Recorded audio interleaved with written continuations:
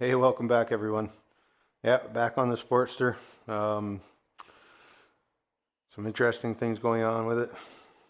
Some stuff we're going to have to figure out. And just show you first what I've got done. I have the front end all bolted and buttoned down. Everything's torqued. I went along and marked everything with some paint marker just to make sure that nothing loosened off. It's all done up there, the head bearing and everything. Purchased this. It goes up on top.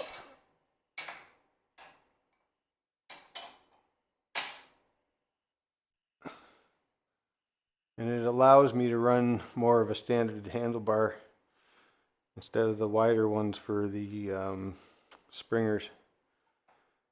So I'm going to go with that. Just waiting for some new risers to come in for that. The issue is I was having was that mark right there. Not enough room. Now I know I could have went with taller risers, blah blah blah blah blah blah, but I wanted shorter risers, and if anything I'll go with the longer handlebars. Just that's the look I like better than having a long riser and short handlebars. So just waiting on the risers to come in for that, and it's all done. I did end up putting new bolts in because I put that 3/8 spacer in behind. So these are inch long instead of the I think they were 5/8 or something long. So I put longer bolts all in there. Everything's got blue Loctite on it on the front. I didn't want to go too crazy. These are torqued down. I think the the torque specs on those were like 6 to 8 pounds, 65 on this one. There was no torque specs really for these. So I put some blue Loctite on them and gave them a couple of ooga doogas and tighten them down. Brakes all done. Ended up every single one of the zerts was loose. Took them all out, put a little dab of blue Loctite on them. Continued on this side with the new bolts there as well. Because I went with the black and kind of going with a little bit of chrome, a little bit of black, and a little bit of copper on this bike. And I did that up there too on that Zert. It's all torqued down. So yeah, I'm pretty much done with this. The Springer part, I'm happy with it.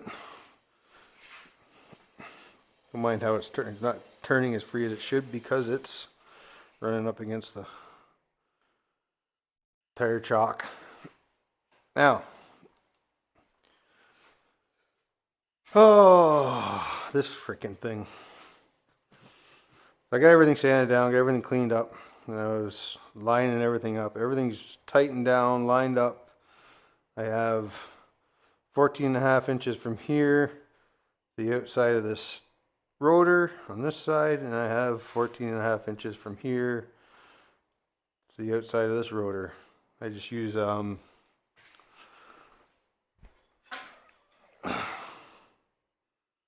my long level, put it flat up against there, make sure it's sitting nice and flat. I clamp it on there and measure from the edge to the edge, and everything's measuring out good there. This is where it needs to be. Everything's good. The problem I end up with, you can see that. Well, here, first look at this line. So I got this line, follows dead straight down there, down the tube, right?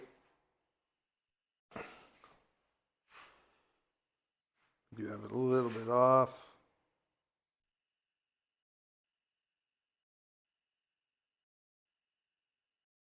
That's better. Dead straight down the tube. Right there. Get you on an angle where I'm not hitting the beam.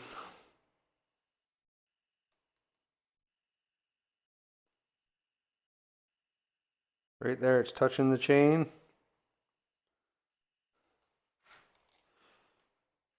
Down here, it's totally off the chain. Running dead straight with this bracket. You see where it's touching the chain up here? So yeah. I had done some research prior to this, and I'd seen the guy's video where he's putting the belt drive on the side, and he had the same issue. So what he did is I got to take and split this case apart, take the gear section and flip it, and that'll give me my extra space there. I was hoping I wasn't going to have to do that, but unfortunately it's looking like I'm going to have to. Yeah, so that's where I'm at. So I'll get this tore down, bring you guys along, probably put you on, what do you call that? What do you call that thing? Time lapse. Probably put you on time lapse or something. If you guys want to see what's going on. Yeah, also one more thing. I did order the oil bag from Slim Fabs. Hopefully it'll be here before Christmas. Had to do a little trickery on that because it didn't ship to Canada. Luckily my son lives in Wisconsin, so I'm having it shipped to his place.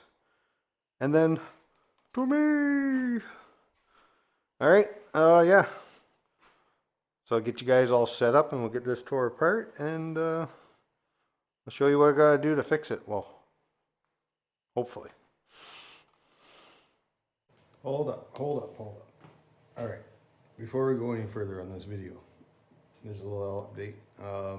For about 2 weeks, probably a little over 2 weeks since I recorded all that, and this next little bit. I was just gonna not bother showing all this, but I might as well show it because it's just the fact of the matter what happens when you're building stuff. So continue on, but the next 20 minutes or so, it's pretty much kind of pointless, but hey, let's do it. I will give you guys a little bit of a rundown what I got to do to take it off. Chain's just held on with a zip tie, so we're good there.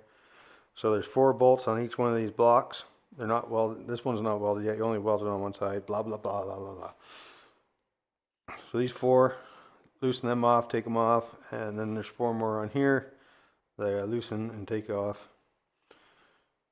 And that just relieves that pressure and it slides off. Alright, let's do it.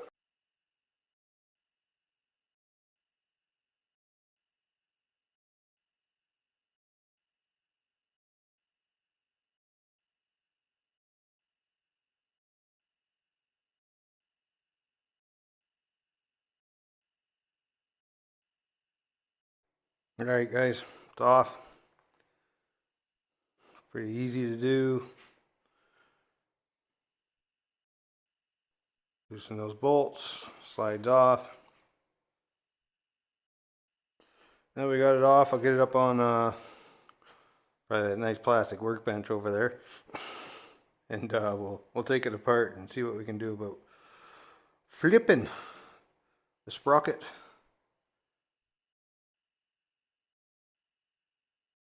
Seemed to work for that guy. Let's see if we can make it work for us. Into this anyway. I said I wasn't going to do much of this showing how I did stuff and that, but I do find that there's a little lack of information on what the guy did to flip this, and just all around how these go in and how they're done.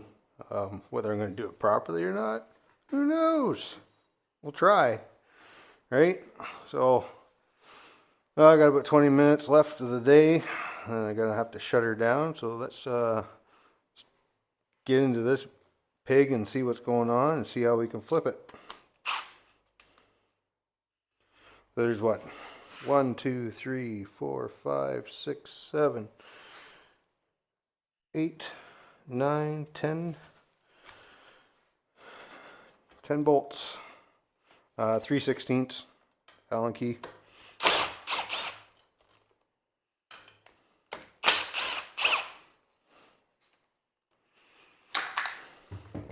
What I want to do first, you can get a tape in there, that to the outside, sprocket to the outside, it's 1.25 inches.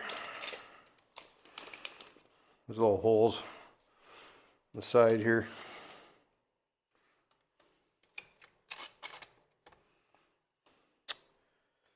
And so 2.25.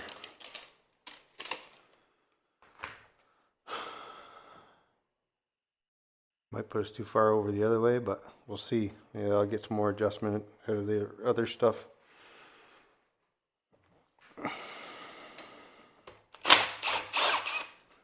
No harm in trying, right? Don't mind my shorts and sandals. It's like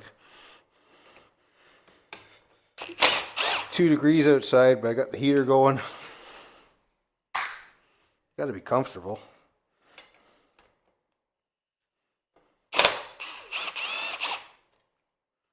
Right? Yeah, so I just want some blocks of woods and put underneath these blocks. Turns nicely that way. This is heavy. I don't know if it's running about.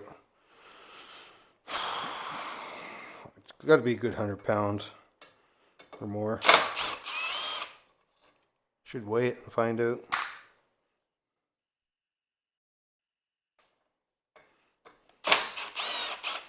Also don't know if there's some sort of pattern I should have done.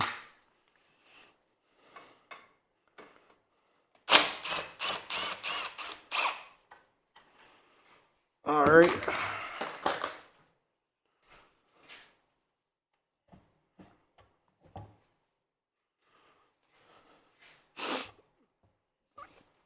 This should just be able to, yeah.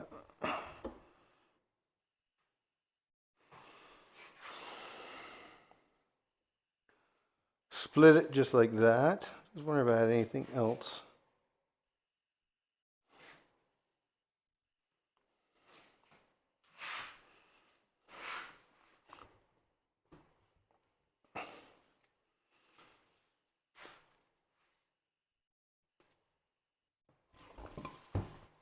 Just trying to get a good handle on everything. There we go. There. Like so. There's grease on the bearings, which I wanted to check anyway.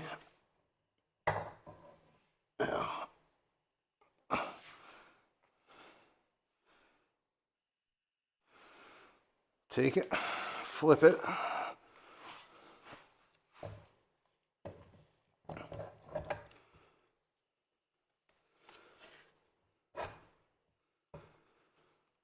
It's a spline shaft on each side. God, I'd say at least 30 splines. Somewhere around there. There's a lot.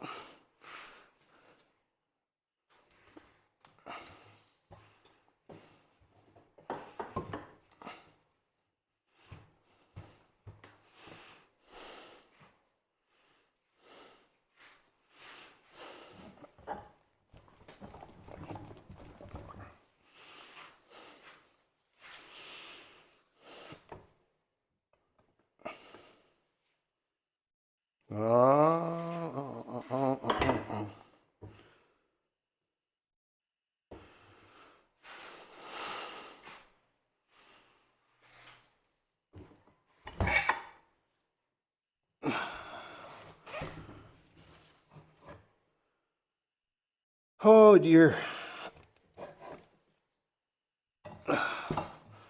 Bearing on this side is bigger than the bearing on that side.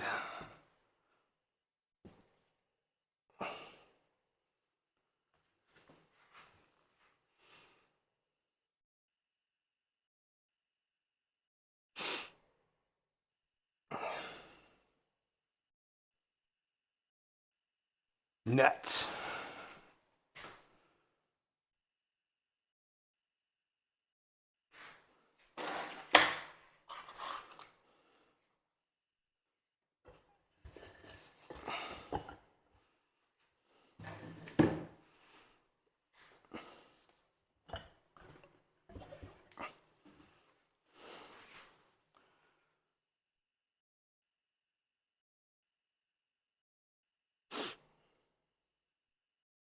Sorry guys, just kind of look and see what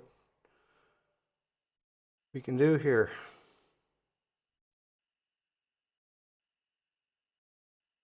I find this very interesting. The seal is screwed on.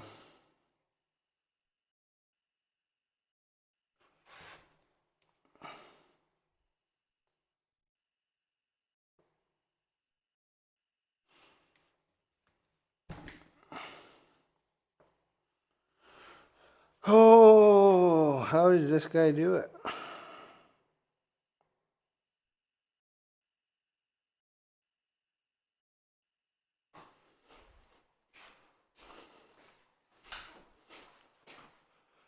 Howda.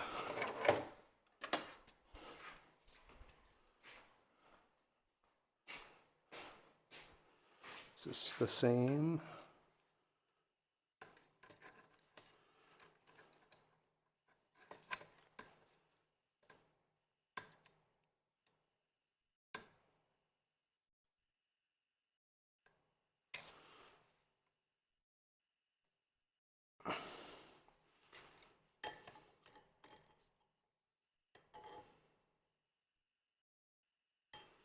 That's the same.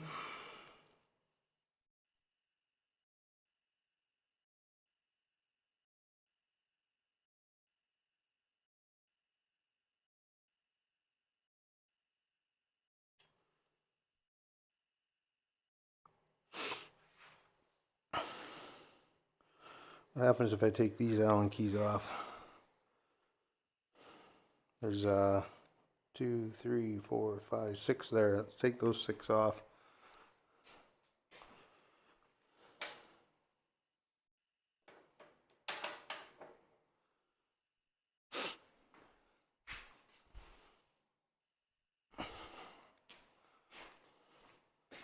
Don't have my tool here for taking races out. The race cup. It's at the other shop.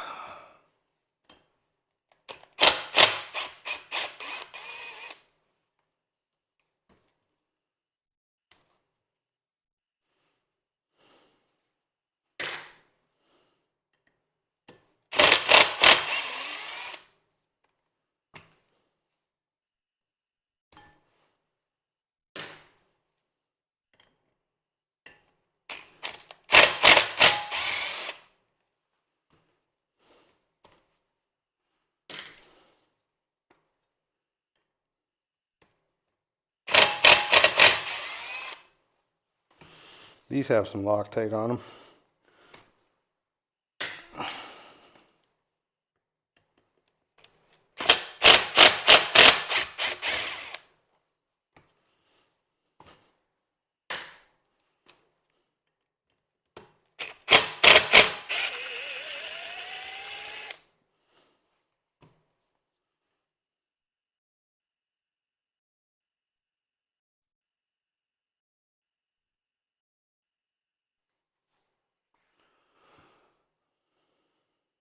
That seal seals up against there.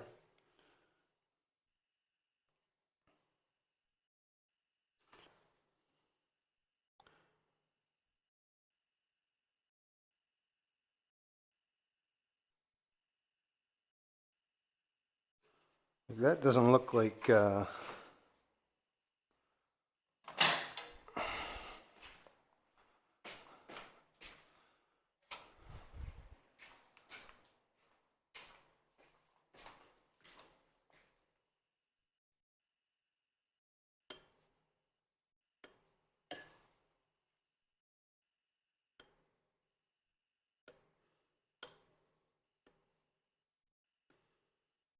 it is metal. I was thinking this black piece wasn't metal, but it is.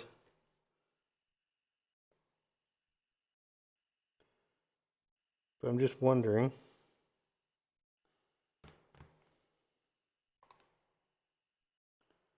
if it's the tube or not.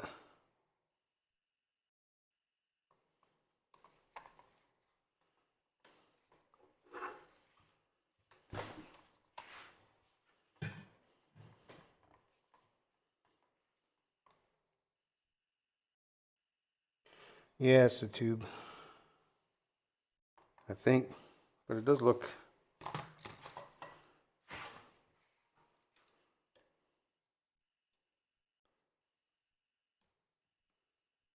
No, it can't be. See, if I measure the outer diameter of this, then I go into here. That's almost the inside diameter of that race there.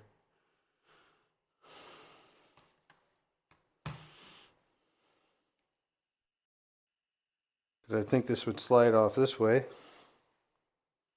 There's an Allen key right here. Set screw.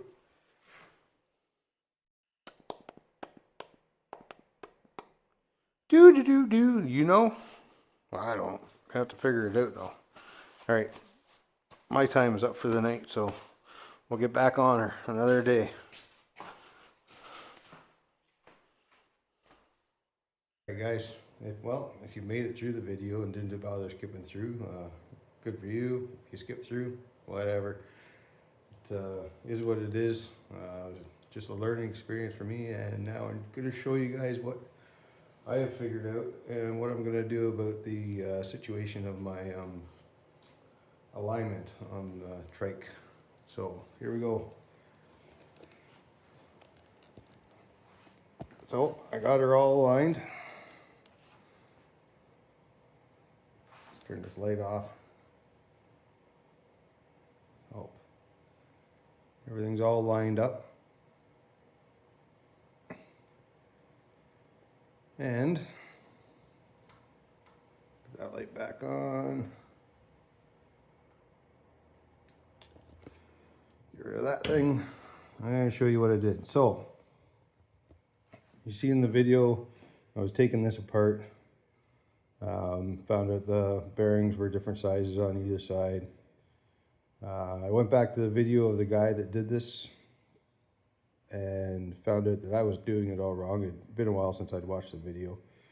What he did is he pressed out this axle, and pressed out that axle, then took this whole entire piece and flipped it. So basically this larger side was on this side and this thinner side was on this side, which brought the chain over to where he needed it to be. So I could have done that, and I didn't. For the reason being is when you do that, this side's so much wider. On his video, this bolt here for the shock was like 2 millimeters away from the casing. So the reason why I didn't do that is for serviceability and ease, because if I did it that way, I would literally have to take the chain off, loosen this off on both sides, slide the axle back to get enough room for the bolt to come out if I ever needed to change a shock. And I didn't want to do that. I'm not saying his way was wrong or anything. I'm just saying that's not the way I wanted to do it. So at any rate, this is what I did. I needed 7/8 of room. And I also wanted to keep the axle the same width, like on either side. I didn't want any difference on this side to that side. I wanted to have it was like a 14.5 here and a 14.5 here. Okay, so it all looked proportioned, and it was proportioned. What I've ended up doing is I got this new sprocket. It's the part number. I got it from Fort 9, the company out of Quebec. And it's my old sprocket. The sprocket brings it out 3/8.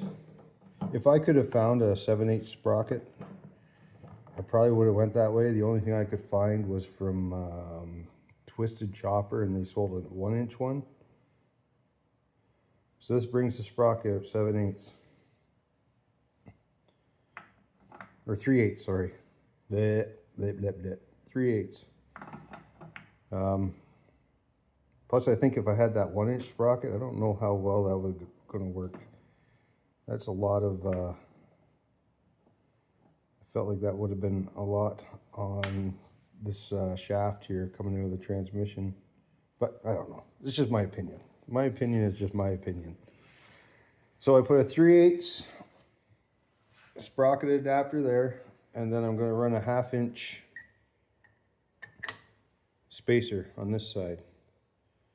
These rims here, they're not center eccentric, they are wheel nut eccentric, so that keeps them centered. So I'm going to run this 1/2 inch. I have to take these back out because I already cut them to length for those rims. I have to take those out. I have extras, and I'll recut those and put them in. But yeah,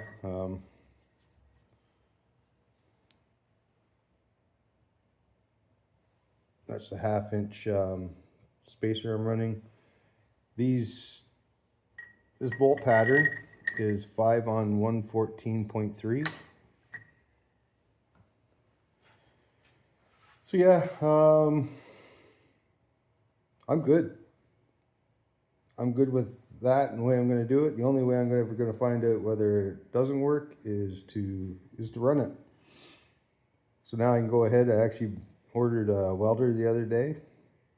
I got a welder coming, so I have a welder at work, but I didn't want to lug it back and forth. It's a bigger Lincoln welder. But I got a smaller one coming to do this work, so I can get this axle welded in, chain cut and split and ready to go. I do have the oil bag coming from Slim Fabs, but it's got to go to my son first in Wisconsin, then get sent to me, blah, blah, blah, blah, blah, blah. Up here I've ordered some risers. They came, I didn't like them. They were too fat. They were hitting here, then there wasn't enough room for the bolt, and blah, blah, blah.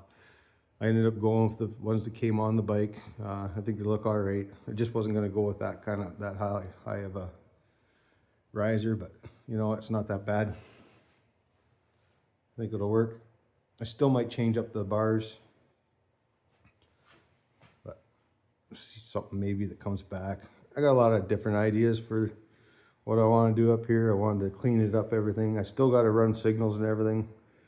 Being in Canada, it's going to be a nightmare with the police if I don't run signals and everything. So I'm looking at ways to cleaning up all that with those simple little button ones. Yeah. Oh, what else? I don't know. I like it. Taking a lot of work. Being able to work on it's just been life getting in the way, sort of thing. I'm still trying to figure out what shocks I'm going to go with. I'm definitely changing these out to something better, but better is pricey, so that's going to take a bit to afford. Yeah. I think that was it. Oh, when he explained that, and for me to put a link, you just look up DNA trike conversion. You'll find it. He's got a white Harley. I can't remember his name. He did a great job.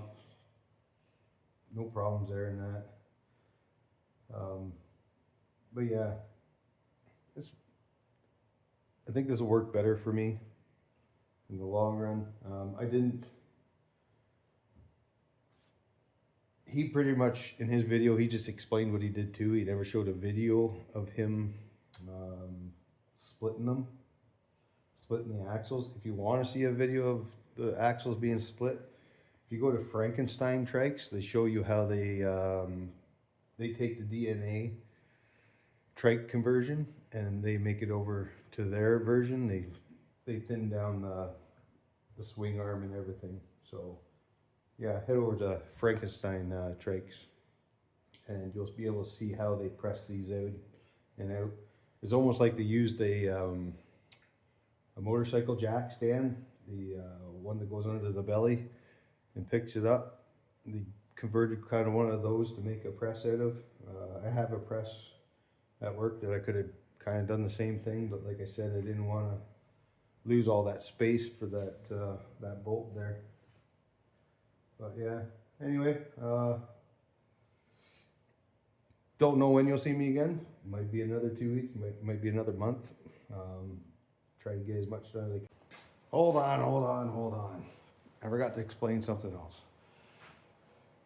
If my head wasn't pop riveted on, it'd probably fall off.